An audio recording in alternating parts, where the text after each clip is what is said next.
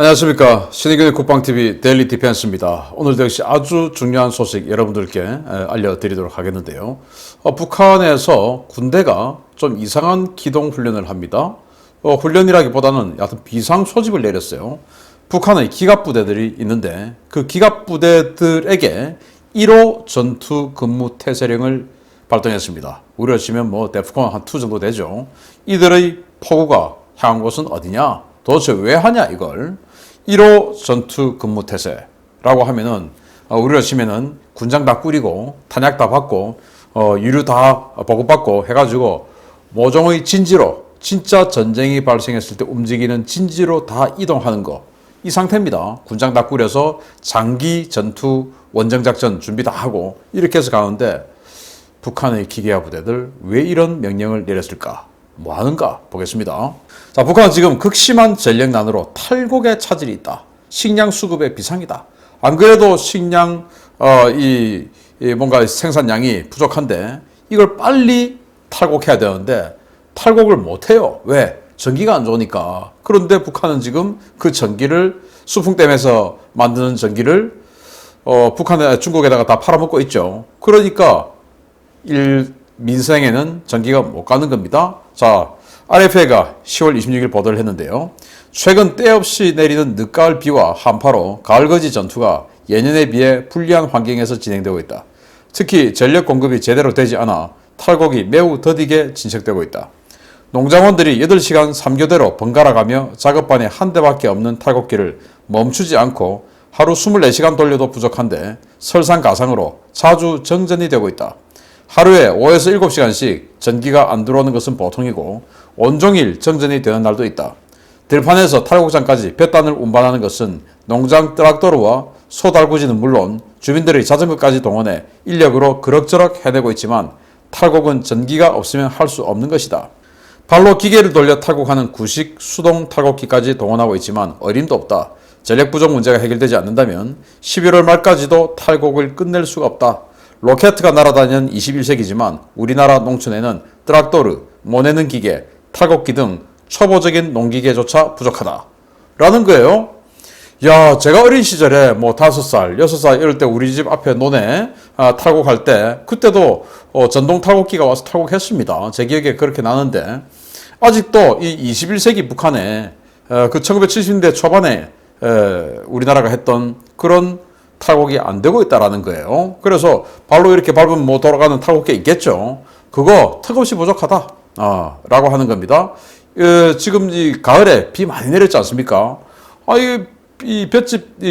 벼가 바싹 말라야 탈곡을 하고 이제 그걸 또 도정을 할 텐데 지금 굉장히 생산량도 적은데 탈곡까지도 어렵게 되고 있다. 전기 때문에. 그 전기 중국에다 팔아먹고 자기네들 호주머니로 들어가고 그걸 가지고 미사일 만들고 그 짓거리 하고 있는 거 북한인들도 점점 알아가겠죠. 또 이런 방송들 계속 하면서 이런 것들이 점점 북한 인민들도 알게 되는 겁니다. 결국은. 자, 이런 상황에서 이렇게 민간인들 동원해서 대규모로 지금 탈곡 전투를 하고 있는데 문제는 그러면서 이 주민들을 범죄자 취급하고 있는 거예요. 아니 지금 장사다 불려와가지고 탈곡하라 그래가지고 볏짚 옮기고 지금 하고 있는데 나를 지금 범죄자 취급해? 인격적으로 아무리 북한인이라 하더라도 인격이 다 있는 분들인데 인격적으로 굉장히 모멸감을 느끼는 분노가 휩싸이는 이런 상황이에요. 어떻게 범죄자 취급하느냐? 알몸 수색까지 한다 이거예요. 자, 주민들이 농장의 볏단 운반 전투에 총동원되고 있다. 그런데 볏단 운반을 끝내고 귀가하는 주민들을 안전부 순찰대가 일일이 몸 수색을 하고 있어서 주민들이 거칠게 반발하고 있다. 위에서 하나의 나달도 허실되지 않게 제때 거두어 드리라는 중앙의 지시가 내려왔기 때문이다. 무보수로 동원되는 볏단 운반 작업은 이른 아침부터 점심시간 전까지 진행되고 있는데 볏단 운반을 끝내고 집으로 귀가하는 주민들을 대상으로 군 안전부 순찰대가 몸수색을 강행하고 있다. 볏단을 운반하다가 주민들이 몰래 나달을 훑어 몸속에 숨겨가지 않는지 단속하는 것이다. 아니 이 사람들 이 농장원들일 수도 있지만 농장원이 아닌 경우 그 주변에 사는 다른 일을 하는 주민들까지 다 나와 해서 이 볏단 옮길 수 있는 트랙터가 지금 없으니까 니들이 들어서 올려. 자전거, 네 집에 자전거 있지? 거기 뒤에 실어. 아니면 네가 들어. 이런 식으로 해서 지금 이 탈곡기가 있는 곳까지 실어 나르고 있는데 가면서 그 뱃단에 있는 그 나달을 딱 훑어가지고 호주머니에 넣어서 갈까봐 그 나달 하나하나까지 다 챙겨야 돼. 혹시 그런 놈들이 있을 수 있으니까 전부 다 단속해서 호주머니 다 뒤져. 라고 하는 겁니다. 그랬더니 이제 주민들이 완전히 열받아서 뭐라고 하느냐. 주민들은 장사도 못하고 뱃단 운반 전투에 동원되는 것도 어이없는 일인데 우리를 나달을 훔치는 죄인 취급하느냐며 몸을 수색하려는 순찰대의 행태에 반발하고 있다. 화가 난 주민들은 차라리 옷을 다 벗기고 뱃단을 나르고 맨몸으로 집에 가게 조치하라며 순찰대의 황당한 단속 행태에 거칠게 항의하고 있다. 라는 겁니다. 아니 어느 누가 자신을 범죄자 취급하는데 기분이 좋겠습니까? 그래서 이렇게 이런 기관에 대한 정부에 대한 분노가 점점 차곡차곡 계속 이 분노 게이지가 올라가고 있다. 열받는다. 생각만 해도 불불불 끓어오른다. 도대체 이런 명령을 내린 자가 누구냐? 생각할 수 있겠죠. 사람이기 때문에. 이런 상황에서 이렇게 어마어마하게 식량 위기인 상황에서 정말 어이없는 2025년까지 국경 봉쇄해라. 이런 명령을 내렸죠. 이러다 보니까 10월 26일 미국의 한미경제연구소가 RFA와 이렇게 인터뷰를 합니다. 지난달에 북중 무역 자료를 보면 수입은 증가했는데 곡물 수입은 전혀 없다. 비축 식량을 풀고 식량 수입을 하지 않으면 위험해질 것이다. 비축 식량을 풀어야 되는데 오히려 그 비축 식량을 풀었던 것을 다시 채워넣고 있으니 얼마나 더 위험하냐. 설상가상인 것이죠. 거기다가 설상가상에다가 덮친 격으로 2025년까지 이 봉쇄를 유지해 라고 명령을 내려버렸습니다. 도대체 지금 북한 경제를 1990년대부터 그 고난의 행군 시기 때부터 지금까지 국가에서 배급을 해주지 않고 있음에도 불구하고 30년 동안 그래도 그럭저럭 버텨오고 있던 게 장마당 경제, 바로 국경을 통한 무역, 그로 인한 장마당 경제로 인해서 북한이 지금 돌아가고 있는데 그 국경을 2025년까지 막아버려.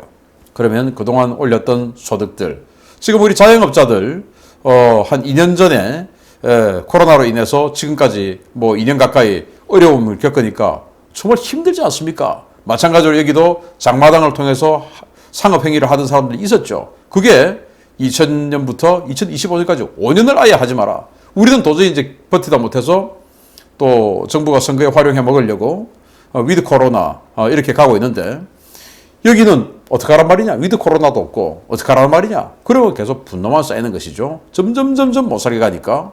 자, 이렇게 국경을 봉쇄하는데 우리 혼자만의 힘으로 봉쇄가 제대로 안 되니까 중국 형님들 좀 도와주세요. 라고 하는 겁니다. 자기네들끼리는 폭풍군단 보내고 왜?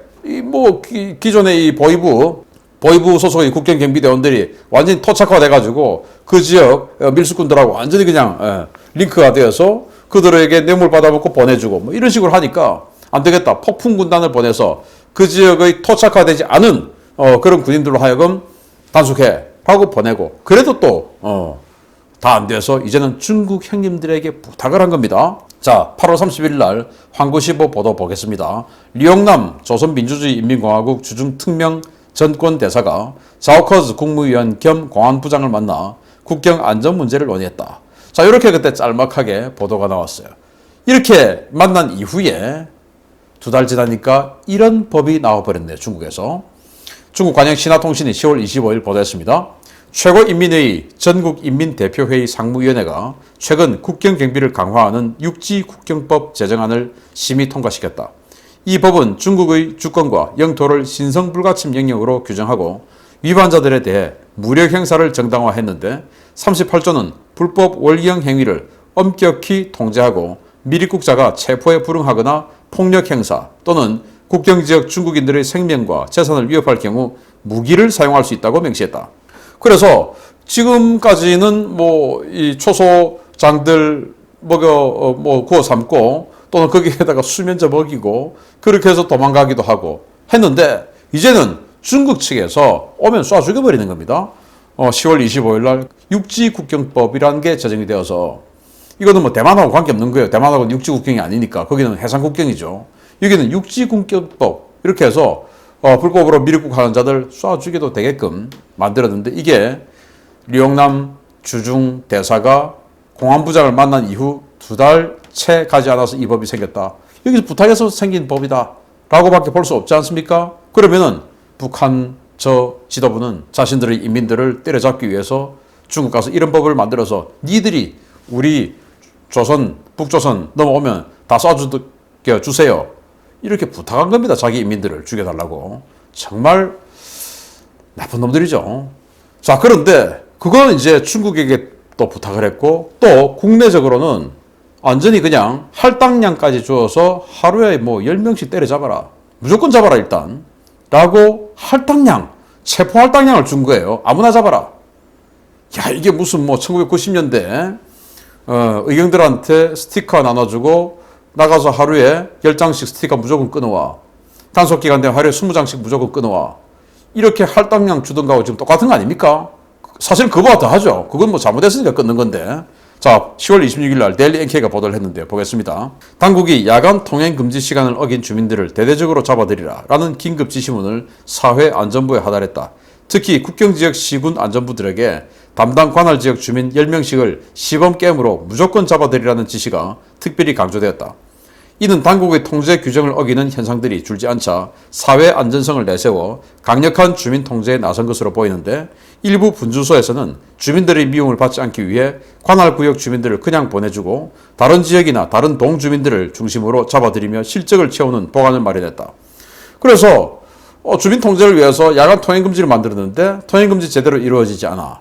그러니까 통행금지 제목으로 무조건 1인당 하루에 10명씩 잡아와 라고 명령을 내린 겁니다. 그런데 아니 이제 이 사회안전원들, 우리가 지금 경찰들 아닙니까? 이 경찰들도 지역에 다 살고 자기도 뭐 거기 사는 주민의 한 사람이죠. 그러니까 여기서 까딱 잘못하다가는 생활 자체가 안 될 수 있지 않습니까? 뭐 이런 짓 하다가는.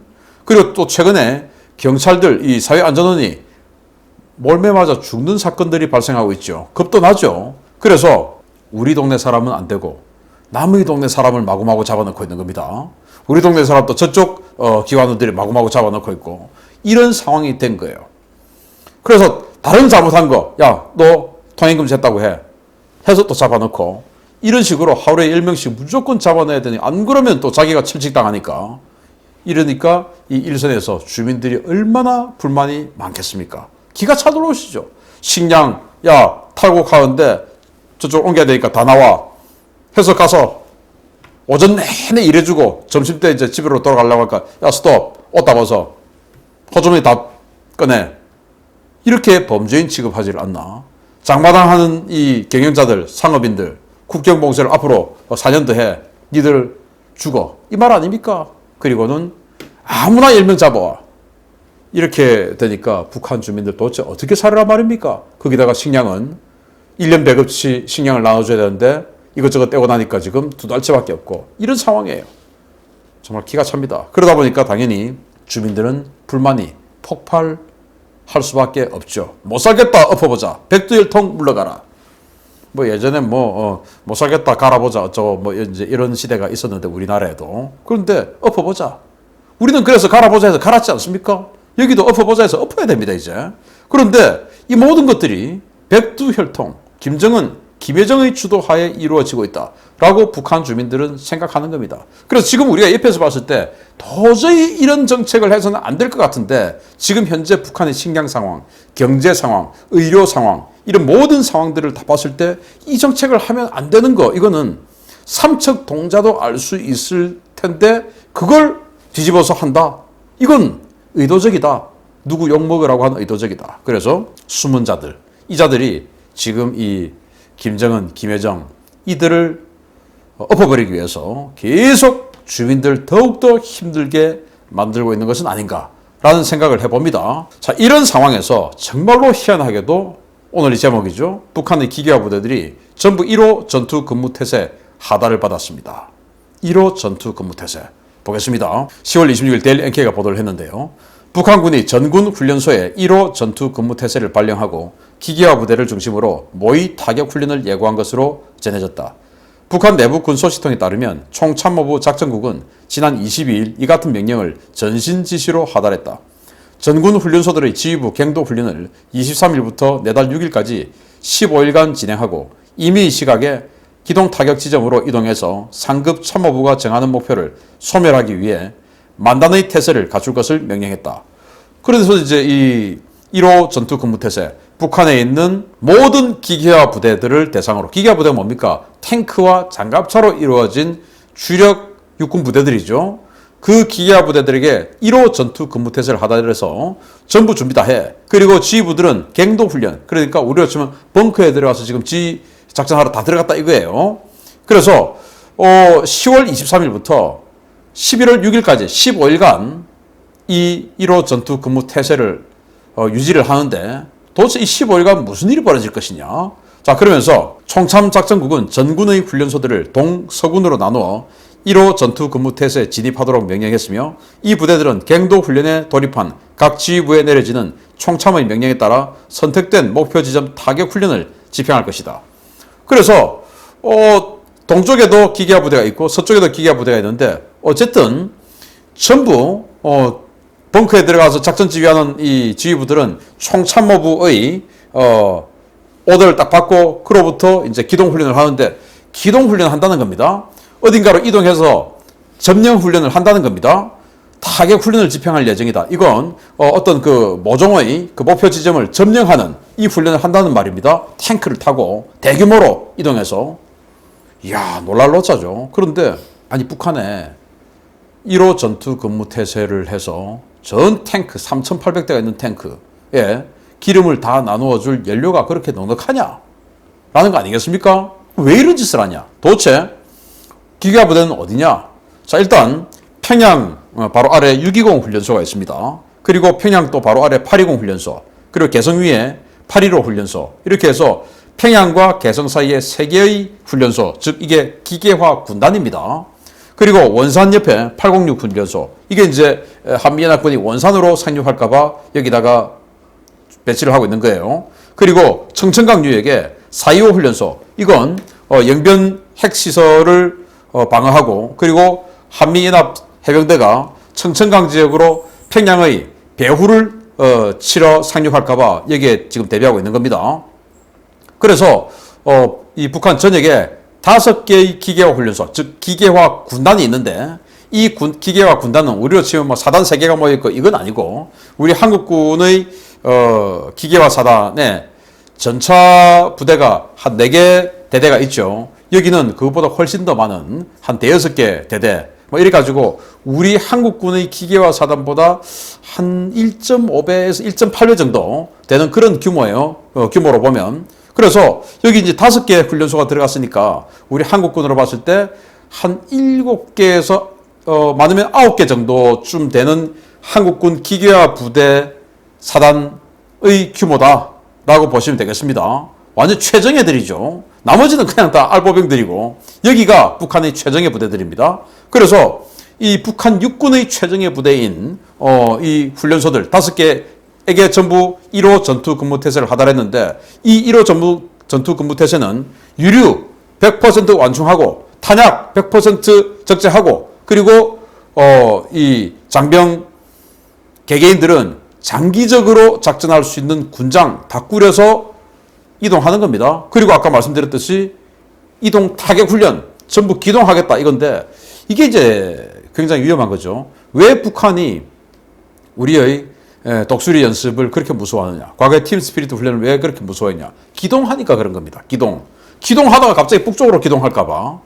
여기도 기동하다가 갑자기 남쪽으로 기동할 수도 있고 기동하다가 이것들이 5개가 전부 다 평양으로 확 모여버릴 수도 있고 이런 거 아니겠습니까? 기동이라고 하는 것은 대단히 위험한 겁니다. 특히나 이런 탱크들 수천 대가 움직이는 건 정말로 위험하죠. 왜 이렇게 갑자기 느닷없이 1호 데프콘 1 같은 이런 걸 선포하고는 기동을 시킬까? 이제 이게 걱정인 것이죠. 김정은 같은 자 입장에서는 자기가 만약에 내렸으면 그래 니들 잘하는가 보자 하고 보겠는데 자기 의사와 관계없이 이 전차 부대들 전체에 대해서 1호 전투 근무 태세가 하달되고 그들 전체를 어딘가로 기동시켜서 점령 훈련을 보름 동안 진행한다. 이거 자기가 만약에 결정한 게 아닌 것 같으면 진짜 겁나겠죠. 갑자기 5군데에서 쫙 해서 평양으로 모여들어서 야, 너 나와. 이끌 앉아. 라고 할 수 있지 않습니까? 이 기계화 부대들의 포구는 어디로 향할 것인가? 평양으로 향하면 아주 스펙타클한 일이 벌어질 텐데 아무튼 계속 한번 지켜보도록 하겠습니다. 북한군 이상한 일이 지금 벌어지고 있습니다. 마치겠습니다. 감사합니다.